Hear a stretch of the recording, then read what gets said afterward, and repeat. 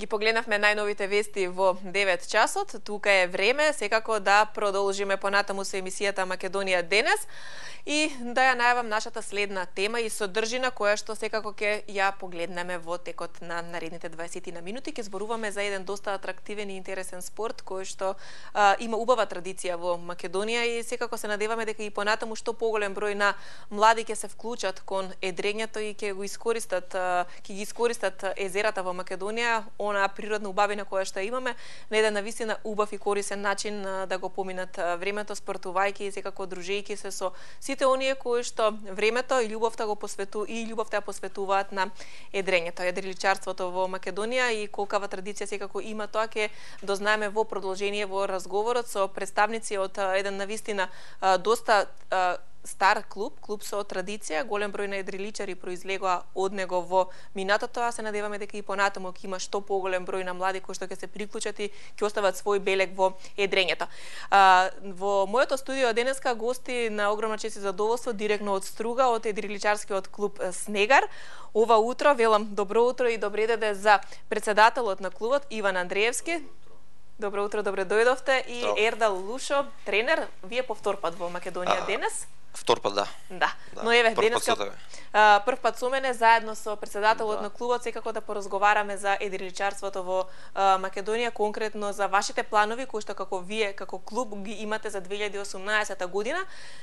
Ентузијастички влеговте во 2018 година. Да, оваа година имаме доста широка програма од надпреварувачки дел, така и во делот на обезбедување на нови едрилици, подобрување на опремата и општо на условите на нашите членови.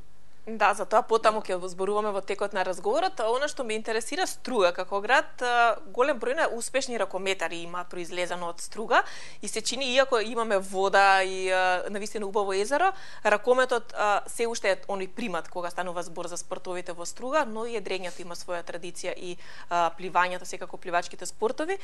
Па можеш ли Ердал да ни кажеш околу популарноста на едрењето, успевате ли да одржите некое ниво како спорт? Популарноста на едрењево не можеме, дефинитивно не можеме да се споредиме со колективните спортови во Македонија, али се држиме, како што кажа. Ја немаме таа вистинска бројка како другите спортови, квалитетот ни е голем, квантитетот ни е мал и се надеваме дека ќе стане нешто, ќе бидеме погласни покрај другите. Да, се надеваме и ние, затоа нели сме тука и како медиуми да зборуваме повеќе за едриличарството како навистина убав начин пред се и да се рекреираат и да се спортува и да се надпреварува и да се ужива во езерската убавина. Од 72 година постои едриличарскиот клуб Снегар, навистина убава традиција, клуб кој што може да се пофали со многу своји успеси во минатото. Па еве, може би Иван, вие да ни кажете за кој период од клубот сметате дека беше најуспешен? Клубот има доста подеми и падови во историјата, како што кажавте, има голема традиција, но мислам дека најголемите успеси беа постигнати од 2008 до 2012-2013 година, каде што имавме многу учества на меѓународни надпревари, претежно на европски, на светски првенства. Така да тој период можеме да го обележиме како еден од поуспешните. Тоа е тој период кој што секако еден од поуспешните, но во текот на сите овие години успешно и континуирано се работи и континуирано се вложува во едрењето, во луѓето кои што ќе дојдат, можеби ќе останат некој подолго, некој пократко, но вие сте ентузијасти и не се откажувате сите овие години? Да, се уште не се откажем. Колку време вие конкретно, еве Иван, сте дел од едрењето? Јас сум веќе 20 години. Ова година ми е јубилејна. Дали значи дека едрењето влегува во крвта и се станува зависен од него, Ердал? Па не знам, мене зависен сум, да. Од 6 години сум во клубот, таму сум порастат и се уште сум таму. Не знам, валјда зависност е.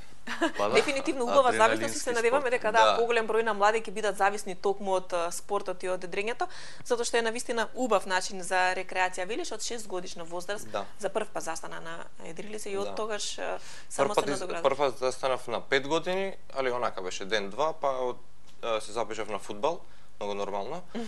И не успеав со фудбалот, па се префрлив пак на едрење од 6 години и почнав од 8-та година веќе бев во репрезентација. Дали тоа значи дека оваа возраст 5 години е идеална за прв пат да се запознаат со едрењето? Да. како и сите други спортови што од помали нозе, тоа подобро.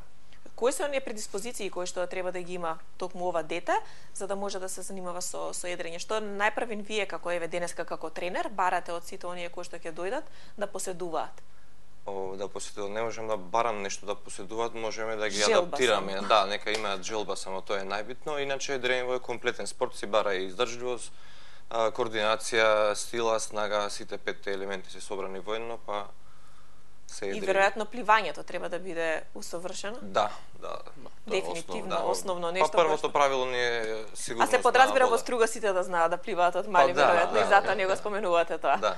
Одлично, во секој случај оваа година Иван дадовте еден посебен поттик за едриличарите и за едрењето во струга, затоа што за прв пат организиравте една убава манифестација, едриличар на годината, Да. и тука беа доделени доста награди, секако како што кажав, да се даде еден дополнителен поттик за едрењето како спорт. Да, баш тоа ни беше целта, малку да ги анимираме и пошироката јавност да ја анимираме, дека сме присутни, а исто и за нашите членови, бидејќи овој период е, да речам, мртов за нас, бидејќи немаме активности во вода. Па така да искористивме таа прилика да се собериме сите, да се видиме, да ги наградиме најуспешните. Имаше веројатно неколку категории во кои што се доделуваа наградите? Да, се доделува најуспешен едриличар во класи, бидејќи имаме кај нас спортот е поделен на неколку класи. Имавме 2 награди во Оптимист, една во Ласер и една за најдобар едриличар на меѓународен план.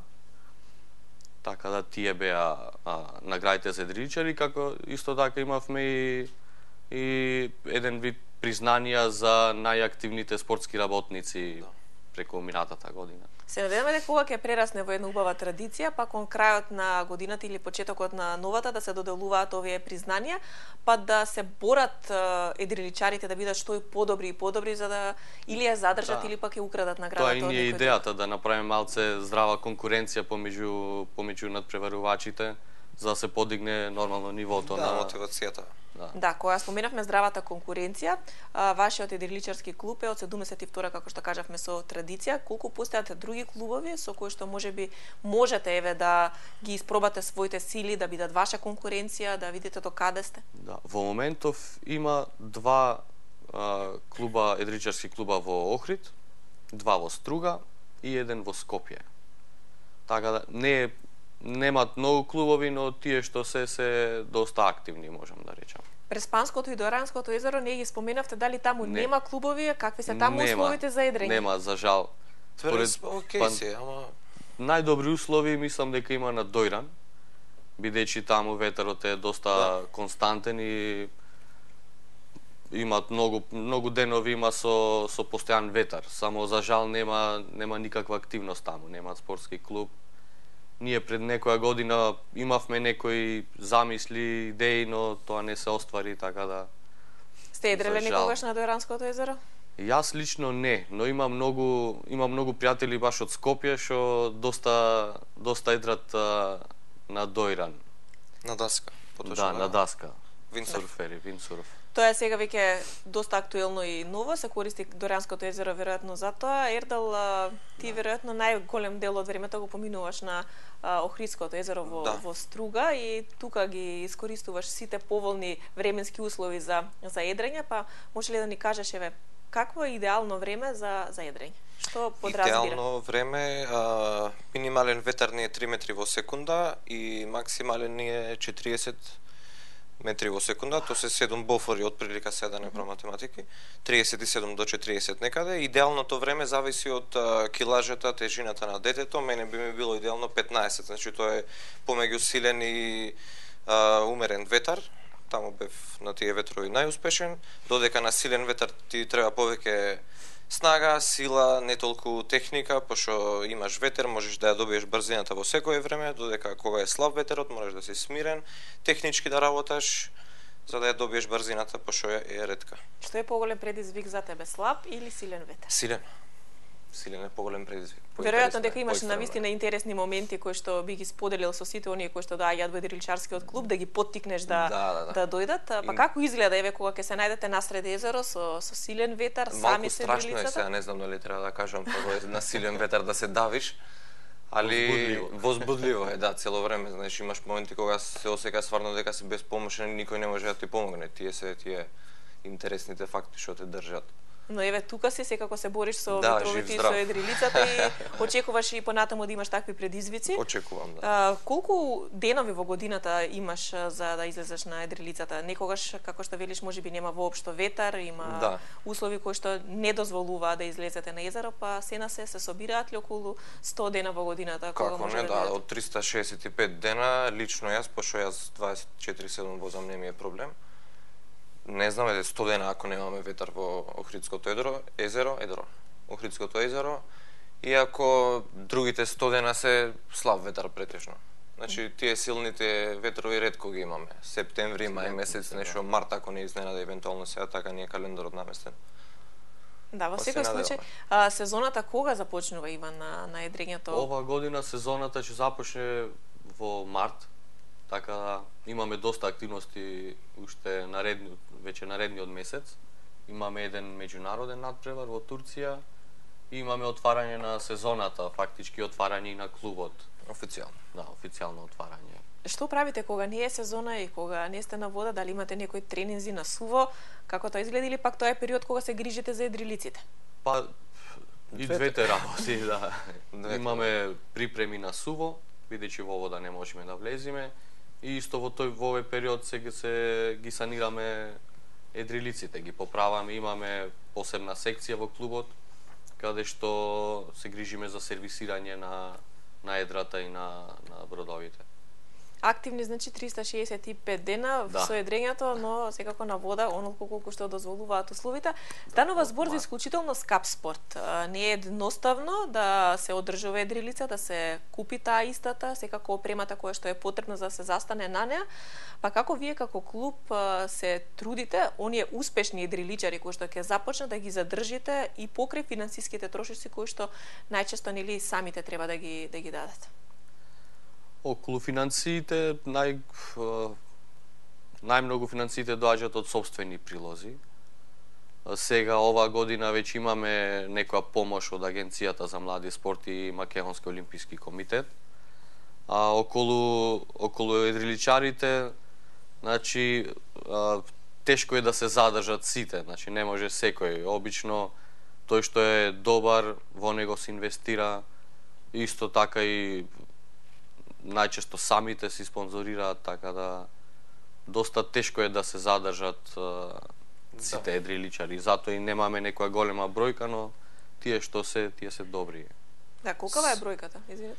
Си бара време, подолго време си бара за да се адаптираш на спортот, пошто не е едноставен, малку покомплицирано од другите, многу елементи се во прашање и целокупно на крај треба да се соберат, па во едно да се стави, за да успееш да стигнеш на надпревари. Сега и децава и родители ве се некако нетрпеливи за таа работа, знаеш, сакат одма успех. Еве, почна детево, дај ми медал, дај ми ова, а не оди тоа така. Тоа И бара. често поради тоа се откажуваат, иако нормално финансиски сме за никаде. Да.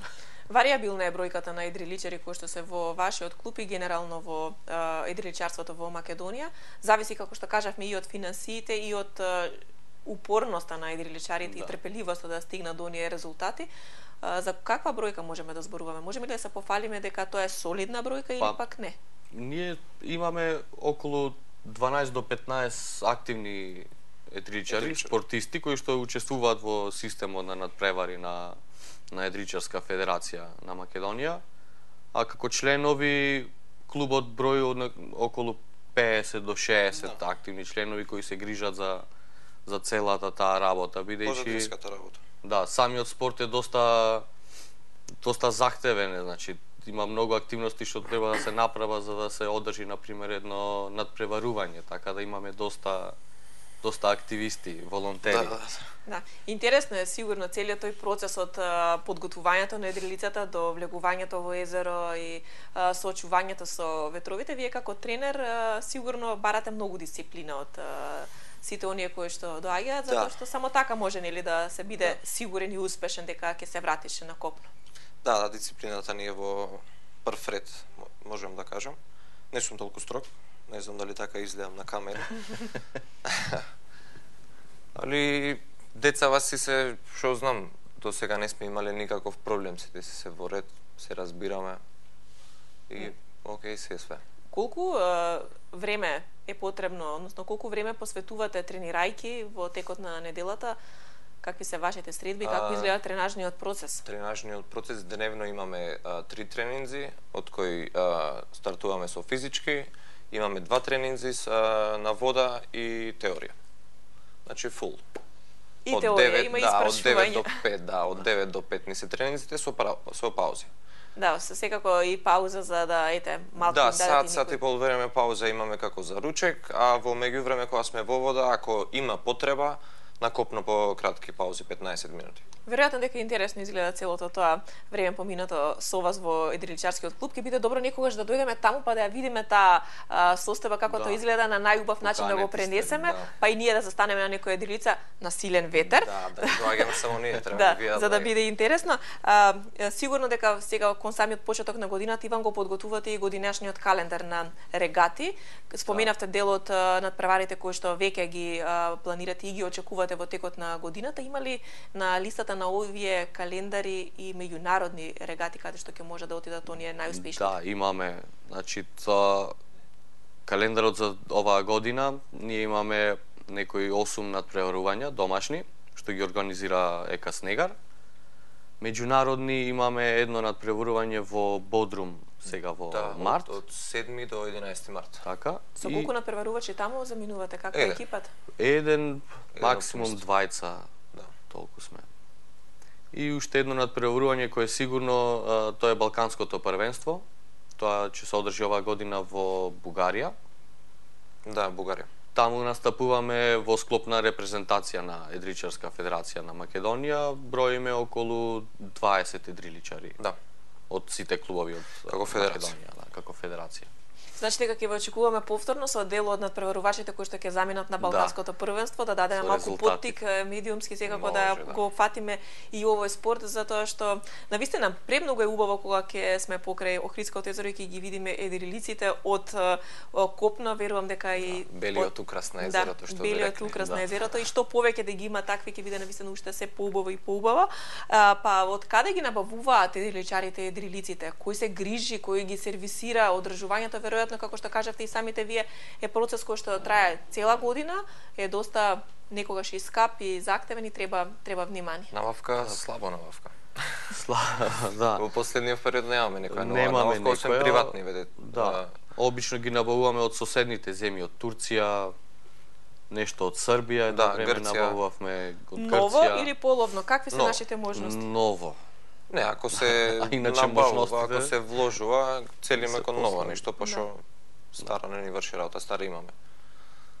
За стари не правиме муаве, да има малку повеќе новитети секако. Оваа година рековте дека очекувате дека ќе ги подновите и подобрите малку условите. Веќе имаме обезбедено средства за набавка на еден ласер. Тој нема да е нов, бидејќи новите се доста скапи, но во добра состојба и исто имаме и предвидено средства за набавка на гумен чамец, кој што е многу битен за тренингот, за тренажниот процес. Да. Исто така е важно и за безбедноста на сите кои што се во вода. Така да тие две ставки ни се приоритет оваа година, да. Што мора да ги реализираме. Просториите, клубот постои од 72 година, дали тука се менуваат работите, дали тука успевате да се проширите и да направите нешто за членовите се чувствуваат подобро? Да, клубот во моментов го реновираме, за да баш точно за нашите членови да се чувствуваат подобро и посигурно. Имаме тука нормално предизвици, особено сега со поплавите, со дождовите, но некако се справуваме. Со проблемите, да. Да, споменавте дел од институциите кои што ја вети дека ќе ја дадат поддршката за едриличарството во Македонија, конкретно и за вашиот клуб. Се надеваме дека годинава ќе ги видиме резултатите. Па да, се надеваме ние веќе. Да, имаме добри контакти со Македонскиот олимписки комитет. Тие веќе почнаа нешто да ни помагаат, не само финансиски, него има помош и околу организирање на семинари, на сами програми. Обуки за календари, тренери, обуки да, доста има, менеджмент. така да доста сме активни на тоа поле, имаме соработка и со МОК и со Агенција за млади и спорт. Колку значат тие семинари и обуки за тренерите? Вердал конкретно за тебе како тренер, што тоа допринесува плюс во однос на тренер? На надградба као тренер. Значи, битни ни се стварно тие размена на искуства, размена на различно едно знаење за иста работа се работи. Сега треба да почне од МОК, ова спортскиот менеджмент, мислам од март, така, прва недела од март, да. Пред 2 години бевме во Холандија за тренинг од Sailing, World Sailing, сега се смена името, беше ИСАФ претходно. Така да активни сме и гледаме што повеќе да учествуваме на тие кампови, тренинг кампови, кампови за деца, за да подобриме резултати. Да, тоа се целите во 2018 година, подобрување на резултатите и што поголем број на членови и едриличари и веруваме подобри услови во секој случај. 8 септември го споменавте како термин, кога секако голем број на водени спортови ќе се најдат на Охридското езеро и верувам дека тоа ќе биде вистинско уживање за љубителите на. Тој ден е најдобар ден, мислам. Да, минатата година организиравме Ден на водни спортови, беше доста успешен. Значи, во него ја вклучивме 5 различни спорта: едрење, суп, веслање, кајак и кану. Оваа година планираме уште некои од водните спортови да вклучиме, бидејќи има нуркање, пливање. Така да на тој ден се собираат многу спортисти од Струга и Охрид. Мислам дека бројката беше околу 80-90 учесници. Само учесници, да. Одлично. Плюс логистика, да, и Скопје имавме дечките од Штип, за жал, не беа тука, не Штипреков, овие кај беа. Франција беа на некакво си првенство да нема учество кај нас, иначе како за почеток одлична бројка, 80, доколку тоа било прво вакво организирање, веруваме дека годинава ќе има многу повеќе. Беа 80 спортисти во вода. Во вода, да. Значи на копно имавме една публика од 150-60 бевме на копно само. И беше доста интересно, така да... Музики, чуда, све. Да, и ова година планирам истото да го организираме, нормално, поспремни, при сето подобро да изгледа. Да. Со така да поканети сте на 8 септември да ни бидете гости. Да, ви благодариме на поканата, верувам дека ќе биде навистина убаво да се биде дел од целото тоа случување. Она што сакав да ве запрашам, гледајќи ги фотографиите, имаше и девојки едриличари. Да. Колку девојките сакаат да бидат едриличари и секако да се справуваат со едрилиците на можеби послаб или појак ветер? Па има желба. Сакаат, некогаш и се подобри од машките. Да. Секако тука е моментот, значи временски услови, ветар, вода, постои страв, не само кај девојчината, него општо и кај помладите, но се справуваат, има интерес, имаме веќе членови. Постои страв секогаш цело времето. И добро е да има страв, секогаш мора да постои, да. Секогаш мора да постои доза на страв за да се биде внимателен и секако да се биде во секој случај дисциплиниран кога ќе се излезе на вода. Девојките се секогаш подисциплинирани и повнимателни, тоа мораме да признаеме, но во секој случај јас се надевам дека бројката ќе биде поголема и за девојките и за момците кои што ќе се занимаваат со водени спортови, конкретно и со едриличарството. Имаме прекрасни езера на нашата територија кои што може да се искористат, да апелираме ете и Преспа и Дојран да се активираат, па да имате и вие малку поголема конкуренција. Тука некаде ќе ви се заблагодарам за она што денеска допатувавте од Струга, да позборуваме малку повеќе за вашиот клуб и активностите и се надевам дека ќе имаме можност да се видиме и пред или после Балканското првенство. Тука се оние водени спортови 8 септември и да допринесеме за што поголема популаризација на овој спорт. Сечно. Ви благодариме на поканата. Па ве чекаме кај нас. Да, и ние ќе ве очекуваме со вашите едриличари и со вашите успешни момци и девојки кои што ќе не представуваат на првенствата и за самиот крај ќе побарам од вас по една препорака зошто оние кои што имаат можност да едрат, да пробаат. Тие што имаат можност? Да. Па им препорачуваме да пробаат нешто поразлично од другите спортови. Малце по хипи спортови, да кажеме. Да. Да не се нашиот спорт е уникатен, не е како никој друг. Има многу возбуда, има многу техника, атрактивен е, брз. Самото што е лето, вода, плажа, сонце, друго си е. Вистинско уживање во со еден збор. Ви благодарам уште еднаш и ви посакувам многу успеси во оваа година и што почесто да се гледаме. Ало, многу. Драги гледачи, тоа беа Иван Андриевски и Ердал Лушо од едрилчарскиот клуб Снегар од Струга. Ве покануваме и вие, доколку имате можност да пробате да едрите или пак да бидете дел од некоја нивна дружба на Охридското езеро. Тука некаде ќе се одјавиме со овој разговор со повторно уште еден македонски хит. Ми се чини станува збор за Тамара Тодевска и Шила. Веднаш потоа вестите во 10 часот.